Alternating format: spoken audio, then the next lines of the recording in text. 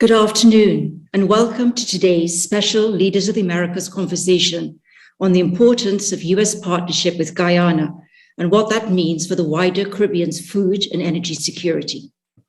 I am Melanie Chen, a board member at the Atlantic Council and the founder of the Caribbean Initiative at the Adrian Archt Latin America Center.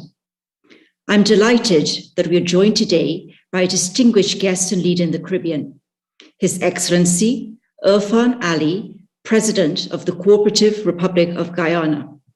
Mr. President, welcome to the Atlantic Council. We are honored that you chose the Atlantic Council for your first public appearance in Washington. Since being elected to office in 2020, President Ali has led Guyana through an unprecedented moment in the country's history. As an emerging hydrocarbon economy that is on track to grow almost 60% this year, President Ali is overseeing the rapid development of its oil and gas sector and has helped catapult Guyana into a leadership position in the Caribbean. Over the past 2 years, this leadership has been on display as President Ali has looked to decrease the Caribbean community's high food import bill. This includes regional initiatives such as the 25 by 25 plan, which is aimed at decreasing CARICOM's food import bill by 25% by 2025.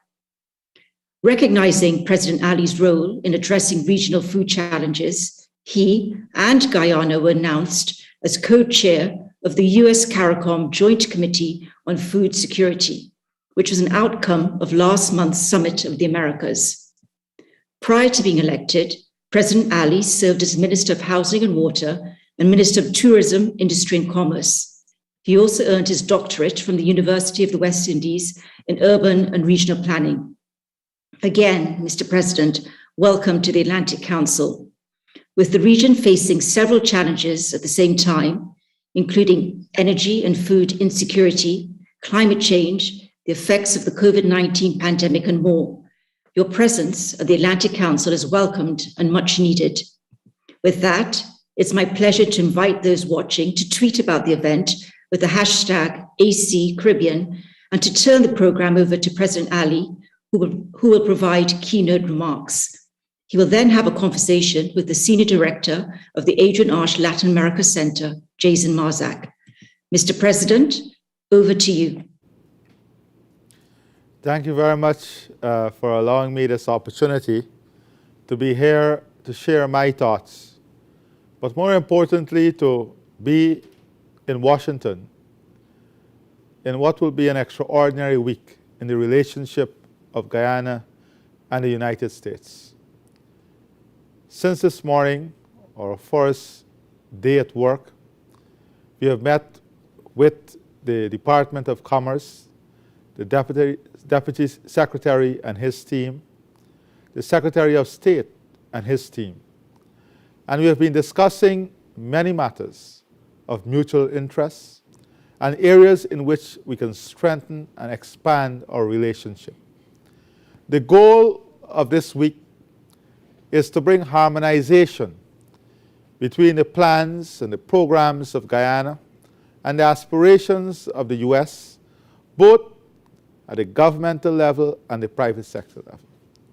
We cannot have a partnership unless the two countries have a fulsome understanding of the development priorities, the challenges, and the opportunities, and how those challenges can be mitigated and how those opportunities can be advanced. So a lot of the discussions that we have had so far today surrounded many of the areas you spoke of: climate change, food security, energy security, the debt crisis, security as a whole, not only in Guyana, but in the region. But importantly, how do we ensure that policies and programs and the development agenda is built on a platform that enhances and supports the full participation of all stakeholders and players? In your introduction, you spoke of Guyana as an emerging hydrocarbon market.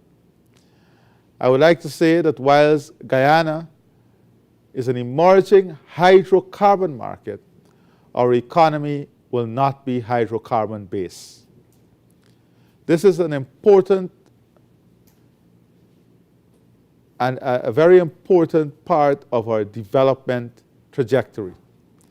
Hydrocarbon will bring essential revenues, but those revenues must be utilized to expand our economy, to increase the competitiveness of our economy, and open up new opportunities in new areas, areas that existed a long time ago, but we did not have the revenue to unlock the potential of these areas. Guyana has all the natural assets to be a leading food producer in the region. But food production today must be backed by appropriate technology and investment in infrastructure that will ensure that agriculture is sustainable and resilient to climate change and the effects of climate change. That requires capital. And this is one example of how the revenues from oil and gas can be deployed to position Guyana not only for the benefit of Guyana, but to position Guyana to contribute significantly to the food security of the region as a whole. I've said this more than one time. The prosperity of Guyana must bring prosperity to the region as a whole. Guyana biodiversity and environmental wealth is well documented.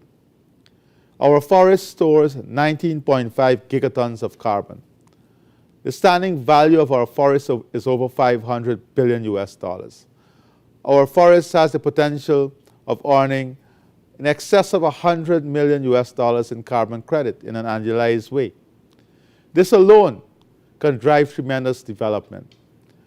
To back our forests is the opportunities that reside in the other natural resource sector, whether it's bauxite, gold, diamond. We're 36% of Guyana, comprised of highly mineralized area. What that means is that we are very rich in minerals such as gold, diamond, bauxite, commercial deposits of copper. These are all areas that we can now support to be competitive with the investment necessary, whether it's the roadways, the opening up of these areas in a way that is sustainable, investing in the right technology so that we can maximize output whilst protecting the environment. Food production, as I said before, is an important part of the development trajectory of our country. But all of this, the development, the infrastructure transformation, the economic transformation of our country, requires the human resource transformation. That is why we're investing heavily in health and education, and we're using the best who are at this, whether it's the overhaul of the management system for our health care, ensuring that we have an education system that just does not deliver academic education, but one that position our educational output into areas that the future economy would require, whether it's robotics, software engineering, software development, coding. These are all areas in which we want our human resource potential to be positioned to take advantage of. Our investment portfolio goes beyond oil and gas, goes beyond agriculture, human transformation. We want to build a knowledge economy that is supported with investment in ICT, making Guyana a natural hub for ICT services. We're also building in our development incentives so that multinationals can move their regional headquarters to Guyana to support their investment, to support their position in the market in the region, Latin America and the Caribbean. As we move forward as a country, important to the development and transformation that will take place is governance, democracy, transparency. And we're working aggressively on ensuring that our democratic credentials is embedded in the moral aspect of the development of our country. We want, and that is why the relationship with the U.S. is so critical, because we share common values on democracy, on freedom, as discussed today in the meetings with the Secretary of State. The issues of freedom and democracy, reaching out, embracing a system that ensures equality, that ensures we don't build an economy in which disparity and inequality exists and contribute to social tension. These are all critical things that we're addressing. That is why we have launched an aggressive housing program in which every single Guyanese family can aspire to home ownership. We have launched a program, an aggressive water treatment program, a program that will see, an energy program that will see the cost of electricity coming down, the cost of energy coming down by 50%. When the cost of energy is reduced by 50%, it unlocks the potential for manufacturing, industrial development, agro-processing. Bringing the natural gas to shore opens up the opportunity for the production of agrochemicals. And all of this is done not 10 years from now. All of this is earmarked to be done in the immediate and medium term. Whilst we are advancing this, we are also finalizing a national energy master plan. That master plan seeks to monetize the potential of our natural gas so that we can position Guyana to become a major player in terms of energy production along the Guyana Shield Corridor, linking Guyana with northern Brazil and ensuring that the infrastructural development that is required to unlock the potential in the Guyana-Northern Brazil corridor can be made with the development of a deepwater harbor and the potential that comes with that in terms of transport and logistics. I know I've exceeded my time in terms of outlining in a brief way the development trajectory of our country. And I've not spoken as yet about our investment in hospitality, expanding tourism, building out of the infrastructure, the new bridges and highways that is already on stream, major investment in infrastructure transformation. But I want to use the remaining time here to listen to you, listen to some of your questions, and address those. Thank you. Great. Thank you very much. Thank you very much, President Ali. And again, welcome to the Atlantic Council Studios. It's a real honor to have you here as part of our Leaders of the Americas series. And as you outlined as well, looking at the incredible richness of the U.S. partnership with Guyana that extends from climate change to working together on transnational crime to issues across the Caribbean. And we see the impact and influence of the Guyanese here every day, the Guyanese diaspora here in the United States and places like Florida, New York, and even here at the Atlantic Council as well. This is your, as you mentioned, this is your first public engagement as part of your first official trip to Washington. You mentioned your meeting with the Secretary Blinken earlier today, and you also mentioned that a couple of your goals of this trip is to bring harmonization between U.S. and Guyanese plans, both public sector and private sector, and also to further expand on the common values shared between the U.S. and Guyana. For you, what does this first official trip to Washington mean for the future of U.S.-Guyanese relations? And if you could also speak in even greater specificity insofar as what you want to accomplish in these next few days here in Washington. Well, the relationship with Guyana and the United States is no secret. The United States is a valued partner of Guyana. We share a very special relationship. The U.S. has always been very supportive of the growth and development of our country. And more recently, the U.S. has been very instrumental and supportive in ensuring that democracy prevailed in our country. And that came about because of the fundamental value system of the U.S., the way the United States values democracy. And the political party I come from, we share those values. The vast majority of Guyanese stood up and ensured that shoulder to shoulder, we fought to secure democracy. Because fundamentally, the Guyanese society and the Guyanese population believes strongly in democratic values. We have to start from there. Secondly, we see the U.S. as an important partner. And that importance is already demonstrated in the contribution the U.S. private sector is making in the development of our country, their participation in the oil and gas sector. And what we are seeking to do is to expand that participation in all the other sectors, the emerging areas, ensuring that the U.S.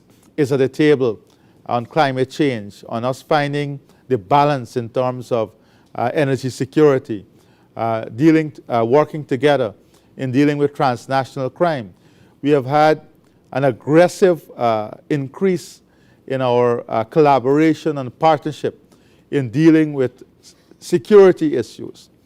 I mean, we have never had so many high-level engagement in the security sector.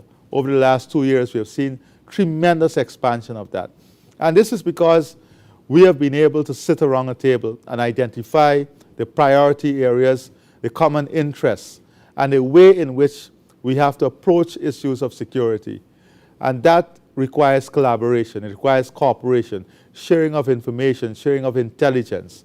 And that relationship is blossoming and is delivering fruits. Yeah. And it is in this context that this trip becomes critical.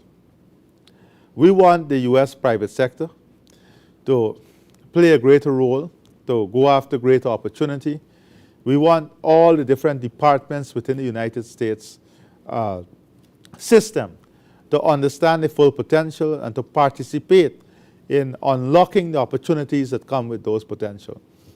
That is why in the meeting this morning with the Department of Commerce, we were able to identify low-hanging fruits. We were able to identify areas that we can immediately target to support the aspirations of Guyana, whilst at the same time open up the opportunities for the U.S.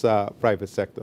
And looking at those opportunities, President Lee, you were mentioning before in your remarks the steps that your government has taken to prepare for and manage the newfound oil resources, and the fact that for you, it will not be a hydrocarbon-based economy, right? And the importance of development across the economy, healthcare, education, ICT, investments in infrastructure.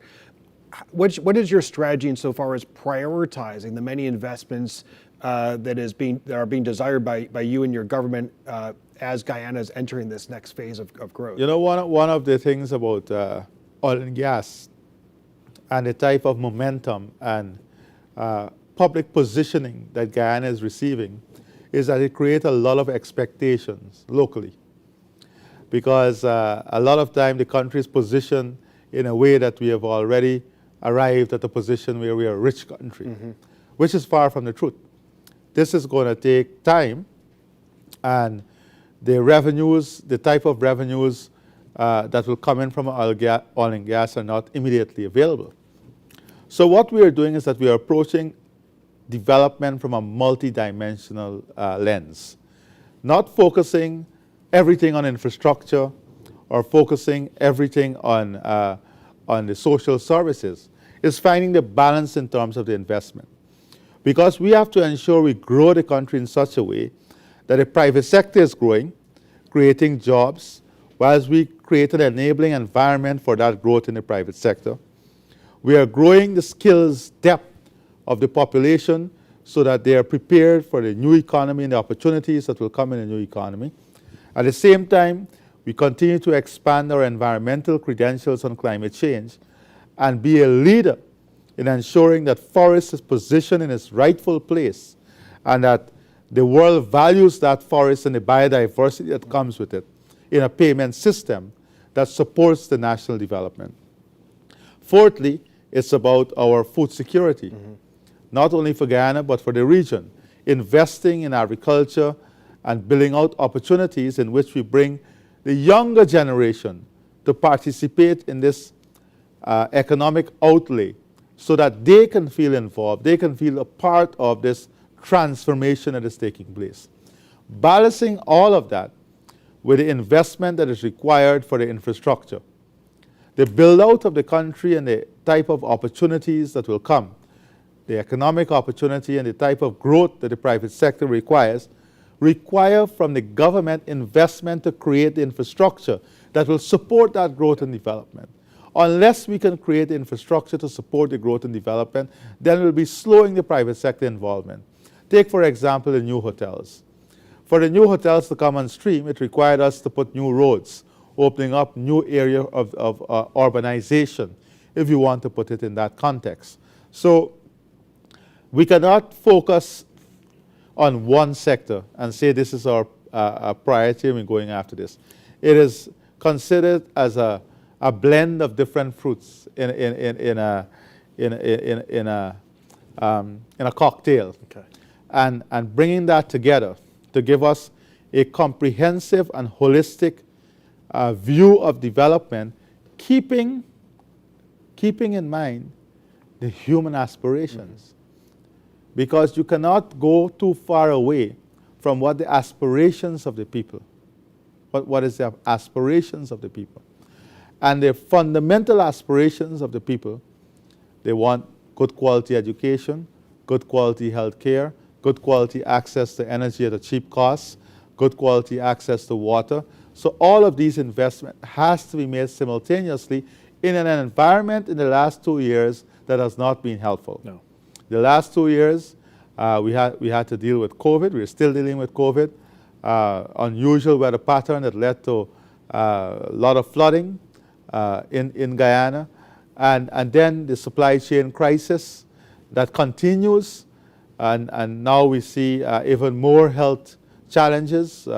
So managing in that environment and having the type of accomplishment that we have had in that environment is, I think, it's rewarding for the people of our country. You know, speaking about the many challenges being faced across the region, across the world, of course, in Guyana as well, and you mentioned food security, right? The challenges with high food prices, of course, globally energy prices as well, has real implications writ large. And this has been one of the action items from the Summit of the Americas just last month in Los Angeles, is formation of a working group on food security that Guyana is co-chairing.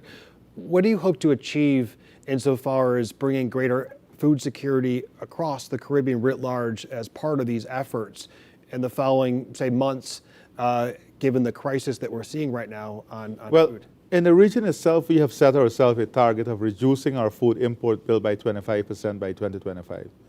So there is a very elaborate action plan as to how we'll achieve this as a region. It requires collective action.